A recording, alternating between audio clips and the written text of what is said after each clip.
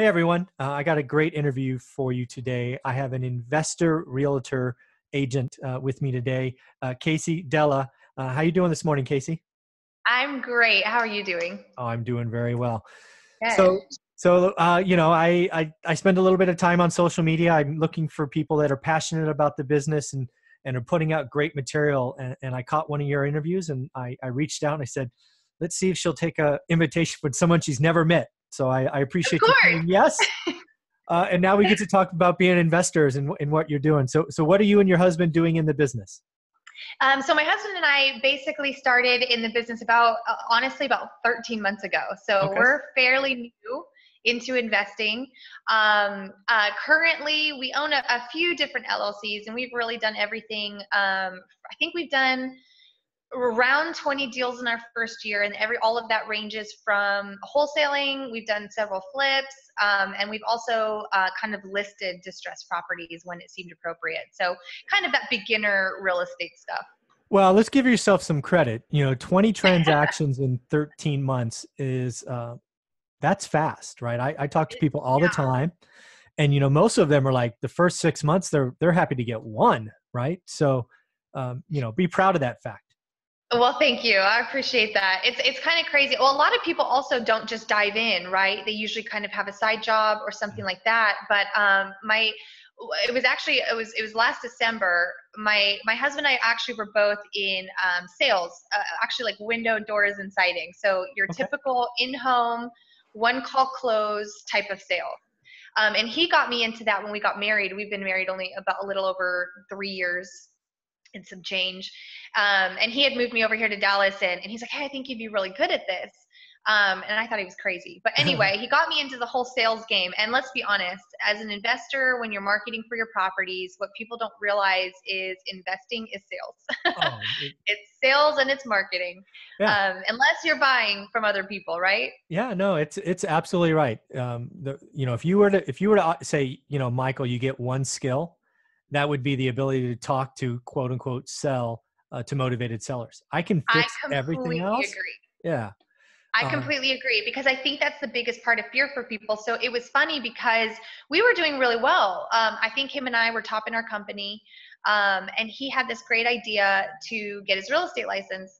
And I thought, his mom, my mom-in-law, is one of the top agents in San Antonio, and he used to be licensed. He just never really used it. And so he thought, well, if we can sell windows, and this is a true conversation. He okay. said there's kind of a ceiling, right? When you're selling kind of home products, there's only so many appointments you can go to in a day. You're one call closing. Let's be honest. You have like a 1% callback rate. So if you're not closing there, you're not closing. Right. So anyway, he was like, what could I do to get my income higher? It would be really just selling bigger ticket items. So of course, naturally, we're selling parts of a house. Let's go sell a house. Okay. So you kind of, your mind goes down that road. And he says, well, you should just do it with me. And I'm a total nerd, and I like to know everything. So I said, what's the harm? I'll go ahead Yeah. and sure, why Why not? not? And then of course, the more that we, started learning, and then we started connecting to groups, we're like, hold on, no, this investing thing sounds like a lot more fun. It just sounded better. And so we did get licensed, but we went straight into investing, and he quit his job literally a month or two later. And it took me another 6 months to come around, but we were all in. And so I think we had the luxury of already having that safety net not underneath us, because we were straight commission for several years. Yeah. And I do think that is something that gave us an advantage, because I find most people, when they get started, there's a lot of the analysis paralysis, but Sure. there's also the fear of talking to people. Yeah. I'm willing to give you, you did start, a little bit ahead of the game, because again, right, selling windows means you're talking to people, right? You're not Yeah, selling windows over the phone, or you got to meet them at their kitchen table and take them right. outside and tell them about how we can insulate your home better, or whatever the talk track was, and then one Hmm. one call close, right? That's essentially what you're doing now, just with a different buyer, right? Now, instead of talking Exactly. to people that have cash that want to upgrade your house, you're going to a house that's maybe in a little bit of distress and they can't do anything, or times are pressured. Exactly. And your ability to pick up on cues and body language and if you guys, I don't know if you go together, but sometimes it's better if the guy talks, sometimes it's better if the lady talks. I mean, there's just so many things you can pick up when you talk to people, that you're right. Mm-hmm. Being a full commission, selling windows, it certainly helped. I agree with that. Yeah, exactly. And you're right. It's funny. I mean, my husband is very good at this. He's a closer. Not everybody in sales is a closer, as we all know. Amen. Yeah. Not at all. But he did teach me a lot. And we literally eat, sleep, and breathe tracks, right? Okay. Over Yep. and over and over. And you start to hear, I think it's Brent Daniels. I don't know if you've ever heard of Brent Daniels, but Yep. he has a program, Talk to People. Yep. And he's right. You just talk to people over and over and over, and eventually you're going to find and connect with somebody, and they're going to give you their house. Yeah. It's going to happen. It's going to happen. Exactly right. Yeah. It is. It's pretty powerful. So I'm curious. So your husband, and his name is what? Sorry? First Jason. name? Jason. So Jason quits. He goes all in right away, right? The typical ego guy, testosterone, whatever you want to call it. He's like, I got this. I got this. I'm in, right? Forget this selling windows. I want to sell the house. Mm-hmm. Then you come around 6 months later. So how much did Jason do that first 6 months by himself, or at least not with you full time? Yeah. So we were fortunate enough in that we did connect with a local network, a real estate network, a guru, so to speak. And we did have an instant network. And I cannot express how much that contributed to our success out the gate because, as you know, in real estate, you can't know everything. It takes a lot of time. There's a million different strategies, but we knew numbers and we knew how to get something. So we thought if we could just get it, somebody's got to know how to figure this out. So he pulled the trigger. And the first thing that we did was we had a database of like 400 customers between the two of us over the past several years that are obviously in homes. Yep. So we send a ringless voicemail out to all of them, basically saying, Jason's no longer with the company. Casey's going to be taking over the accounts. By the way, he's going to start a business to buy real estate. Huh. So we did like a subtle plug. Sure, yeah. I kid you not. One of the phone calls back on that was a guy who said, I've got this house. Did you say your husband buys houses? He's like, I've got this house in Garland. I've had it for 4 years. It's literally stripped down to the studs. I bought it as a rental project, with me and my sons, but they want nothing to do with it. Will you please take it off my hands? And by the way, I own it free and clear. Oh. And we were like, okay. Okay, yeah. I think we can figure something out. This happened within a few days of him quitting. So that was our first flip that we ever got. And we bought it. We basically said, well, what are you going to do with the money once you get it? Sure. And he says, I don't know, probably reinvest it. And we said, great. Why don't you just let us reno the house and we'll pay you at the end. We'll pay you interest only while we reno. And he goes, great. We'll pay you cash. I think the poor guy didn't know about points. He was like, listen, here's like a 5% loan until you flip the house, which is gold. Yeah. Well, first off, you clearly helped him out, right? He was mid-reno, had probably been not touched for 18 months, just guessing, knowing other stories. And he was ready to get out. So he was happy to, get 5% for, I don't know. Right, exactly. And actually, now that I remember, he did go out knocking doors before this. Like he went right out the gate and he did get a couple doors with a more seasoned person and, that got a little referral off of that. But this was like our first like acquired deal. Yeah. So anyway, we found a partner to do that, handed it off. So honestly, within the first, I want to say 2 to 3 months, he had already generated about $100,000 in cash from wholesaling, a flip here and there, and some kind of referrals from like short sales. But we partnered on those. Sure. So how much did you keep? So gosh, I don't even remember. Basically, let's say half. Yeah, let's just say half. Of it. Because usually you just kind of do a 50-50 when you have no idea what you're doing, right? Yeah, of course. You take someone's expertise, you find the deal, and there's a partnership. Absolutely. That's frankly what you should do, right? You're paying for the knowledge and the experience. Yes. So that's great. So Jason, he's a rock star. He's a closer. So he generates, significant transactions without your help. Now you quit 6 months later. Feels like the situation explodes. There's 2 closers out there, other avenues and more people to talk to. Is that fair to say, or what happened? Yeah. So he was begging me to quit a long time before that. He was like, he's a big picture guy. I'm like a managerial like practical, how do we take it from here to here type of a person. And so Yeah. before you know it, he was like, you have got to help me. I need help with title and closing these deals. He's like, I just need to be out there Yeah. getting the deals. So I finally gave in and was like, okay, let's go. So he brings you the file and says, hey, I got 123 Main Street. They agree to the price. Here's the contract. Now you take it the rest of the way. Oh yeah. I mean, that's pretty much how it is, how it was. He was like, my wife will call you. Casey, go get this. You know, like it was just kind of this like tag team kind of a thing. Yeah, I got a fish on the hook. Now you get him in the boat. I'm going to go get the next one. Yeah. Really, that's kind of how it was. And so we learned, Awesome. and we sat down and we thought, okay, there's a lot of people doing this now. So we talked to several people and said, what's best? Do we just like get anything we can get? Because when you first start, you're like, a deal, I'll take them all. I don't care what I'm doing. There's no system to this. Let's just get the cash. So we took everything. That's why we did such a combination. And I honestly can say that a mistake we made was flipping so much out the gate. Okay. I think really everyone talks about wholesaling as a really great beginner strategy because you can just stack the cash, right? Mm-hmm. Just learn how these transactions go, because we quickly figured out that every transaction is different and all of these sellers are different and they're complicated sometimes. Oh yeah. Because we were targeting very distressed foreclosure sales. Okay. And I honestly do not even recommend that newbies start out in foreclosures.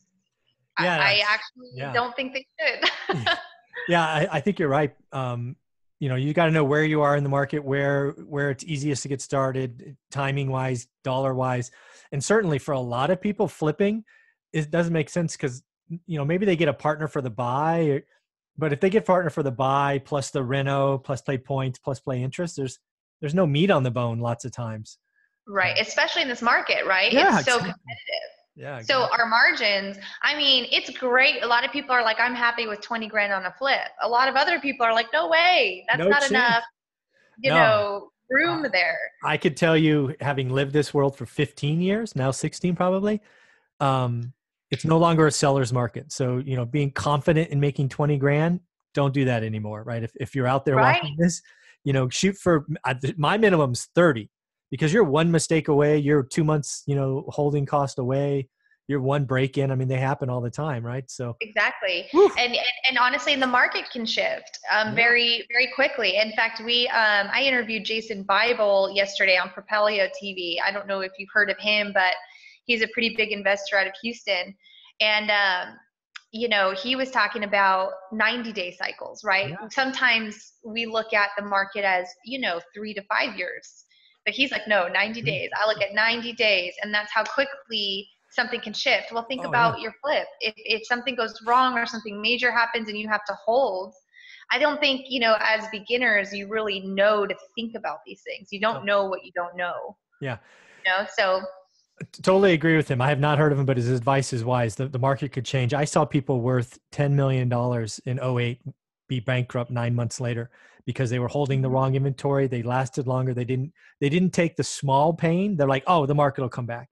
No, you got $12 million flips. You better just take your losses and to live another day. And they're like, no. And then 3 months later, they were 800 grand. And, you know, pretty soon they were given back to the bank and, you know, they were bankrupt, which is, it's a sad thing. Yeah, exactly. And you know, the best investors you've seen out there have survived these types of situations, and you have to ask why and how. I was listening to somebody, I forget who said this, but it was really wise. They basically said, you know, this kind of market makes really bad habits, because even if you screw up and you do your numbers completely wrong, because the market is insane in Dallas and like in the Texas area in general, I don't know what your audience is. So I'm in Texas. You know, you can screw up and still make cash. And so bad habits form in this kind of market. No question. If you started in the last 5 years, all you have known is the best sellers market probably ever. And like you say, if you scope it wrong, if you budget wrong, if you hold it too long, you're rewarded in a seller's market because the market rose all ships. Even your sinking ship got raised. But guess what? It's changing, and the 90-day cycle is real. And come April, May, June, it's going to be different. And if you have high-end stuff, I feel bad for you because it's going to get painful, I think. So That's a good point too. I used to be an analyst, so I also probably am a lot more nerdy about these kinds of things.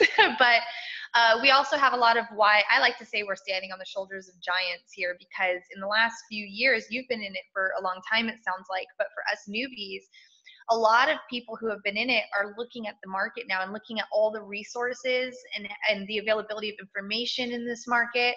And so you see such an increase in I always use investors yeah, and wholesalers, right? yeah. And it just seems like a really quick, easy thing to do until you get into the trenches of it. And you Yeah. start doing a lot of it. And then I'm really grateful for the people who can say, hey, don't do what I did. Let's cut 3 years out of your learning curve. And Yeah. I'm so grateful for that, because there's people that started when I started, and I can honestly say several of them, maybe they've done one deal, maybe Yeah. two. And I asked myself what the difference is. And I think it's just a couple of things. It's one, just the network and Yep. putting yourself out there. Yeah. But second, just absorbing all the information you can in a short amount of period as you can, so you can figure out your strategy as best you can. Oh, that's very well said. And the other thing that you haven't said explicitly, but it's sort of been in the story, is you and your husband Jason have been on the same page since day one. Yes, that is I often take that for granted, Yeah. because It's not the case lots of times. yeah. And there are several husband-wife teams where it does take the wife and I know a lot of women that do it where their husband's not quite on board. Yeah. I think that is really difficult, because it's not just a knowledge thing; it's a complete mindset thing. Yeah. And I'll be really honest, like, I struggled with getting there, but I had I had the grueling process of 2 prior years of only commissioned and sales to kind of get myself into a place where I could accept real estate and the grind that it is, because it's hard work when you're starting. Yeah, well, let's just applaud that, right? This is work, right? What you're doing, it's a job. Now you own it. You're the CEO or COO or whatever you want to call yourself. It's yours, but it's work, right? Being a wholesaler, Oh yeah, it's work, right? a funny story. So we're now trying to hire and kind of figure out like what's great, right? Or get some help so that we can kind of start replacing ourselves and start, kind of putting our resources elsewhere. And man, has it been a disaster, because it was funny. One individual, we thought she'd be really good in one position, and it's a piece of the business, right? No, if everyone's doing everything, you're never going to get anywhere. Ask any successful person. And we were doing everything. And quite frankly, we made a commitment to that, to do everything. So we knew it and we learned, but there was like a time limit on that. Sure. And I remember this individual saying, so basically I'm just the admin answering phones. And I was like, no. I'm the admin. I'm doing the paperwork. I'm looking over everyone's shoulders. I'm actually the admin and I'm the owner. Yeah, exactly. I'm doing all of the grunt work, trust me, and I would like to pay you nicely. But it was just funny to hear that mindset, it's not quite there in terms of what it takes to run a real estate business. Yeah, this doesn't happen a lot, but I just did an interview this morning with Mike Cower that you may want to check out with your husband, Jason. He basically, he tells us a story where he started where you were kind of doing 25, 30 transactions one year, and then tells the whole story about how he grew his business up to 150 transactions a year.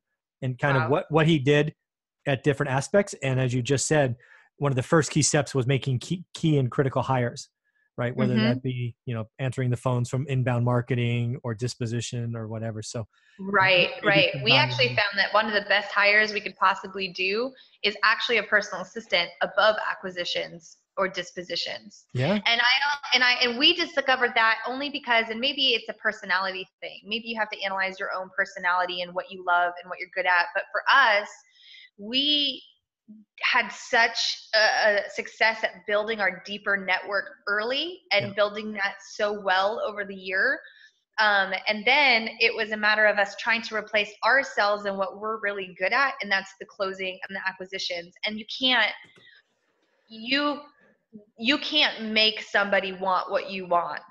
And so we failed. I think, gosh, we tried to hire 3 or 4 acquisitions people, and literally none of them have worked out. So we're like, you know what we do need to do? We need to get the admin stuff. We need an assistant to get all the busy work off so that we can just go and get what we need. So for us, that was our mistake. Yeah. Well, yeah. Again, knowing you for 5 seconds and never meeting Jason, you two have a unique experience, right? You're probably, I don't know, in the top 1.1% of closers out there. So you want to be the person across the table. You don't want to outsource that. That's the highest and best use of your time. So focus on that. And then everything else, make that stuff go away.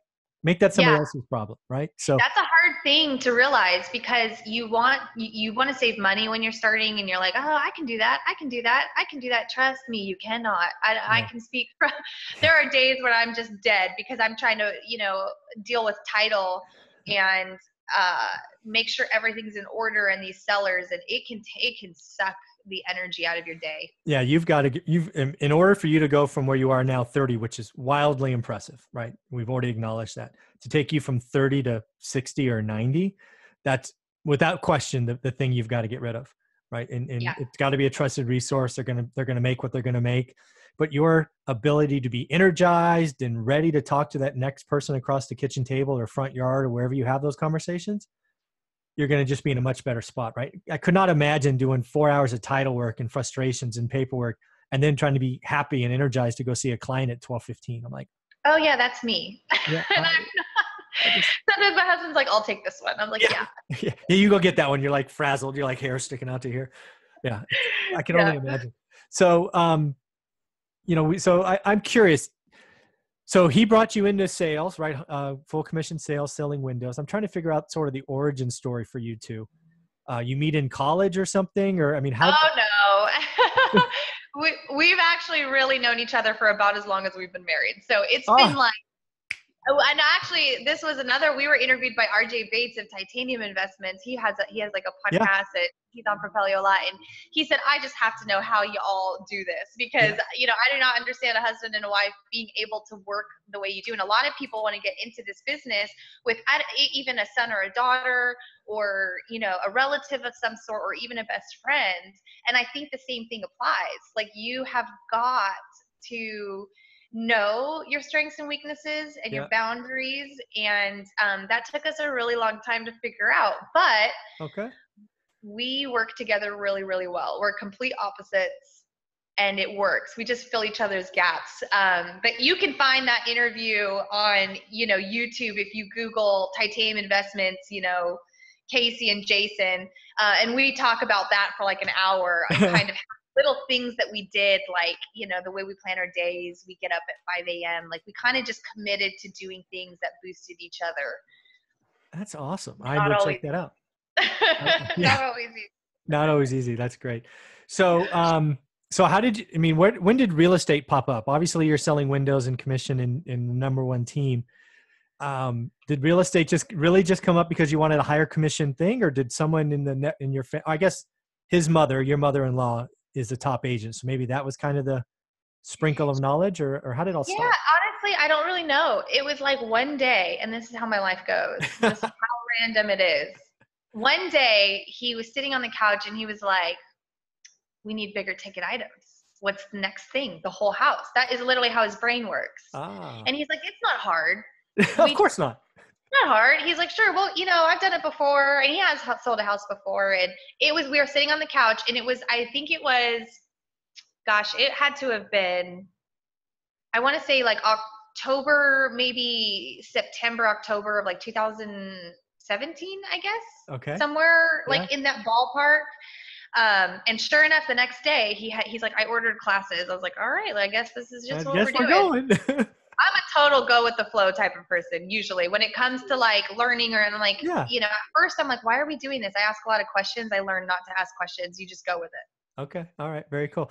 Well, then, at least that's how I did it. Yeah, no, that works. So I am curious about this one. So let's fast forward 3 to 5 years. What does your business look like? We probably had a different market cycle. You probably have people.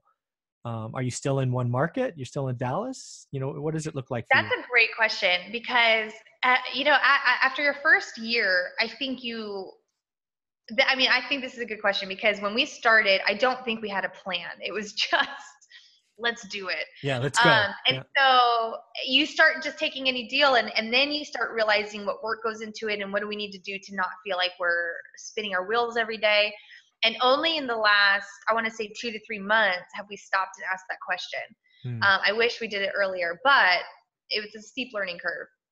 I think what we'd like to do is a lot of people take 3, it's like this year 2 or 3 when you see people who are committed to wholesaling or flipping really kind of take off and scale. It usually takes about that time. Sure. I would like to not take 3 years, but I also don't want to build a wholesale business. That's what I decided. I actually don't want to build a wholesale business at the advice of my CPA, ironically. And well, because your tax liability is high, it's work. It's not passive income. It's a job. It's work. It's a job. Absolutely. Yeah.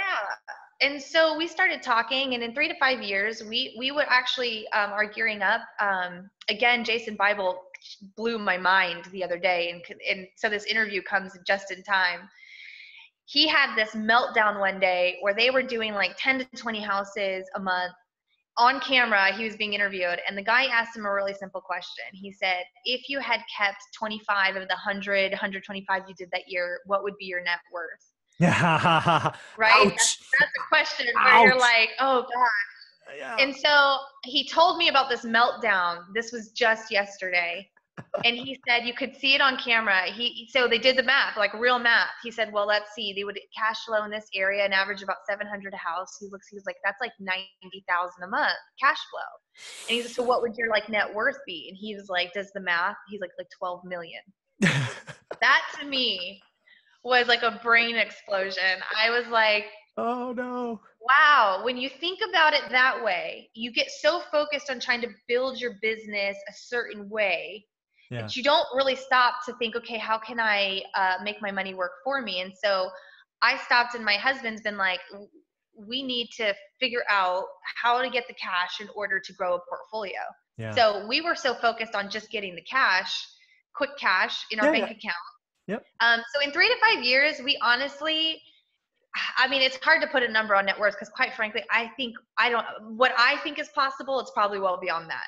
But I would like to have a really healthy portfolio of rentals and houses, and even maybe owner finance, do some owner financing deals, maybe own a mobile home park. I know that's something he really wants because that's just an interesting business model. So I think without giving you a very exact frame, we're kind of switching gears to start acquiring properties, maybe even 1 a month in the next year. Yeah. If we could, very cool. Wholesaling off what we want, maybe wholetailing a few for the actual cash flow, but we really want to be starting that actual wealth, that like net worth up. Well, do me a favor, send me your address and I will send you my book. Yes, perfect. I will do that. I'll autograph it for you and Jason, because awesome. My story just in a nutshell is just that, right? I was a full-time employee, I was a sales guy too. Sold software, right? Enterprise software, big stuff, $1 million ticket items. And I had to build my property one rental at a time. It took 15 years, but now, you have 175 rentals and net worth is what it is and cash flow is what it is. And you don't have to work anymore. So, So how many, when you started, how quickly did you acquire them? So you'll read it in the book, but we got to 8 houses in about 4 years. And then that's right around the peak, right in 2008. We did what's called a 1031 exchange because we were watching the market, and we moved the equity into apartment buildings. So we went from 8 to 80 in about a year, all via and this is what your tax accountant's telling you, right? My income's not active, it's passive. I used a 1031 exchange. Then the crash happens. We buy everything we can, hard money, private money. But again, we're buying and holding, right? I'm not the guy that sold. I bought properties for 40 grand that are now worth 200 grand, right? I bought a lot of them. So I'm the guy that didn't sell. And I would like to be positioned for the next crash. Like I want to be the person that's buying the properties in the next crash. So who knows if it's going to be as bad. I think we still have a really high number of cash buyers. So I don't think it's going to be quite the same. No, but at the end of the day, market dip. Yeah, the market's going to dip. It'll be soft. Let's just take this off the table. It will not be 2008. As somebody who's witnessed it and went through it firsthand, and I started before it, that was 100% a financing problem. That wasn't a real Exactly. estate problem. It was a financing problem. And Right. that stuff Right. had to get fleshed out. It's just unfortunate that the finance was tied to an asset. The asset was called a house. Hence, it Mm-hmm. all exploded. You have so many people now with 30-year money with 3% interest on it, 4%. They don't have to sell, right? Right. So we're Right. going to get, it's going to get soft. Things above the median are going to be in trouble. But the skill that you have and the experience you have, you're going to be able to look at somebody sitting across the table or on the front lawn and go, hey, do I want to pay cash? Do I want to help them list it? Do I want to keep this? Do I want to hotel it? Yeah. You're truly the entrepreneur who's going to help them, right? Because you got to do it of service, but then you'll also be able to, do what's right for you and your husband. So it's pretty Yeah, and I special. think that, and I really, you're right. It's one of those things where you have to have multiple exit strategies, and you'll survive any economy. Even, we talked right before, we went on about being licensed, right? Mm-hmm. That's also another tool in your tool belt. And there was a time when we were both licensed, and then we decided to do investing. Yep.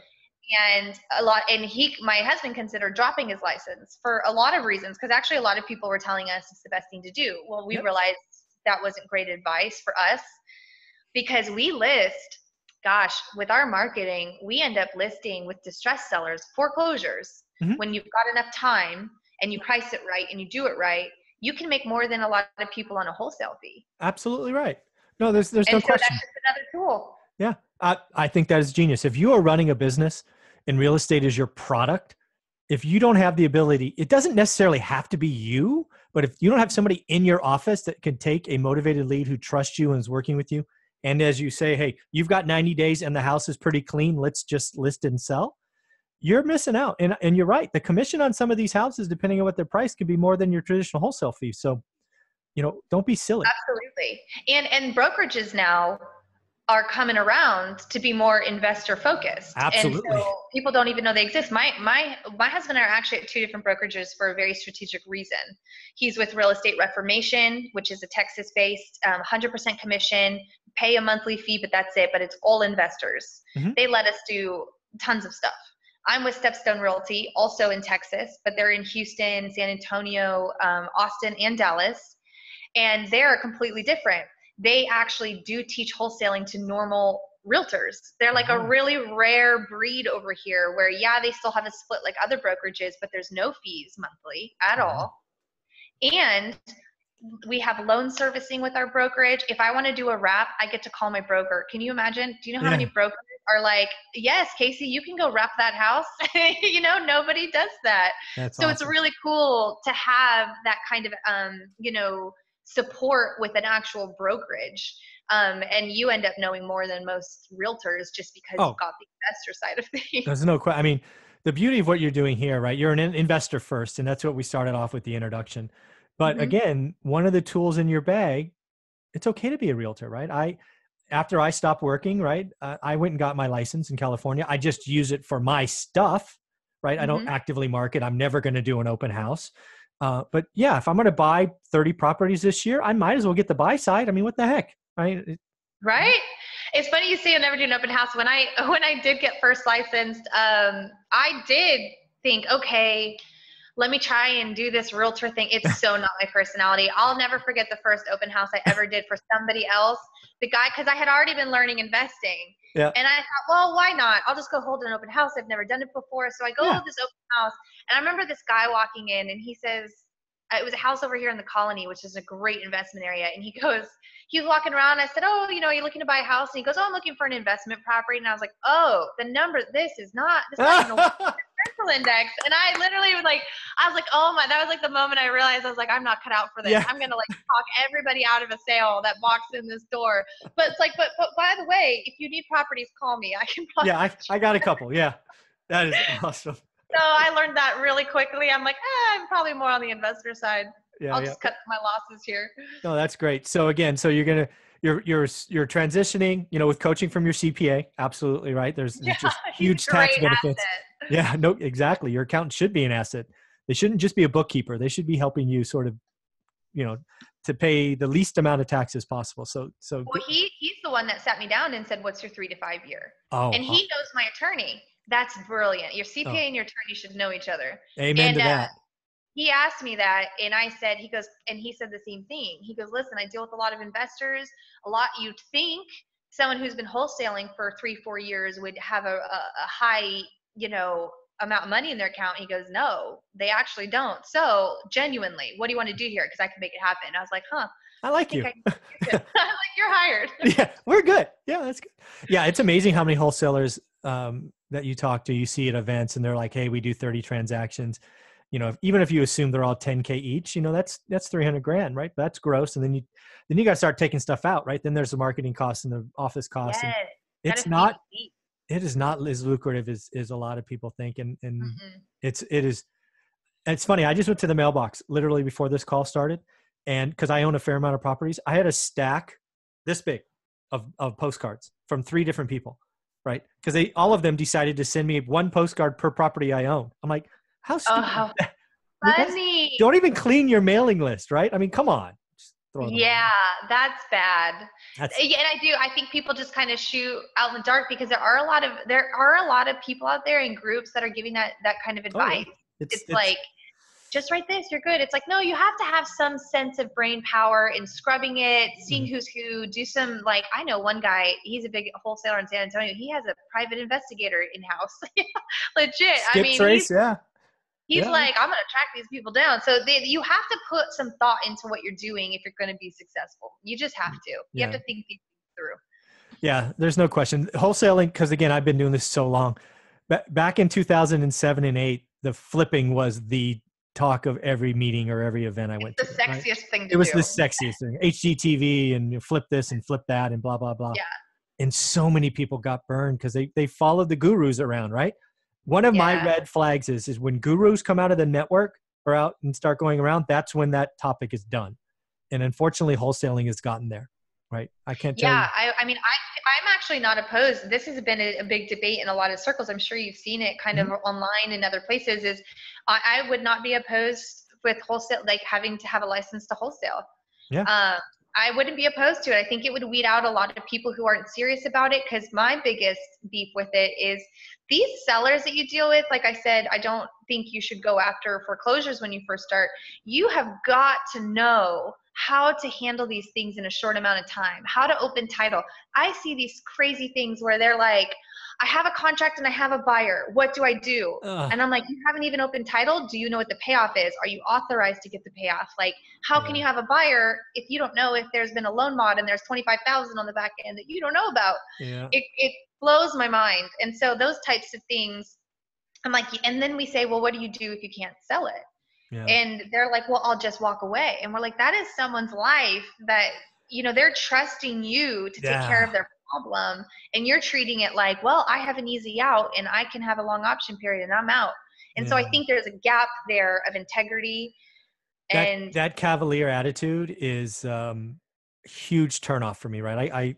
I purposely network with as many wholesalers as I can, but that's one of the questions I talk about is, what happens if you can't close, right? Somebody who's usually in a bad spot where time is a problem, you've made them a promise and a commitment and you can't hold it up. And if you act like you're genuinely heartbroken and give them their deposit or whatever, you earnest money, and you have to walk away, I get it. But if you just flippantly say, oh, too bad, off to the next one, I'm like, oh. Can't buy it.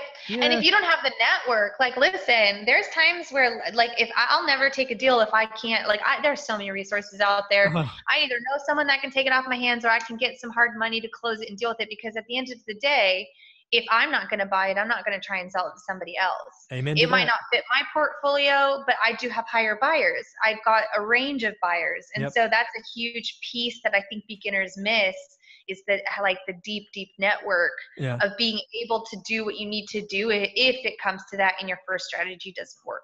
Yeah, I think one of the things you just said there that I just want to repeat is, again, I've never been a wholesaler. It's just, right, I'm a buy and hold guy, and I picked up flipping the last year because I'm bored because I don't work anymore. What a good problem to have. Yeah, what a problem. But I've never wholesaled. But I can tell you one thing, that I would never sign a wholesale contract if I wasn't willing to close myself. Right. Basically, the price isn't good enough. Exactly. I have no problem negotiating and walking away from the table. But if you get my signature on a contract, I'm basically telling you I'm going to close myself if I have to. Now, I may want to go make 10 or 15 grand and assign it, but I would never I would always close on everything I signed. And I don't see that in a lot of wholesalers. Yeah, that's true. That's very Yeah. true. And that can be really scary when you first start. And maybe you just don't. And if you are scared by that and you're getting started, then you need to ask yourself, what kind of resources do I need in order to keep my word? And because, you know, character, integrity is everything in this business. That is also a huge lesson I've learned. Yeah. Oh, yeah. Sometimes the hard way with other people. Yeah.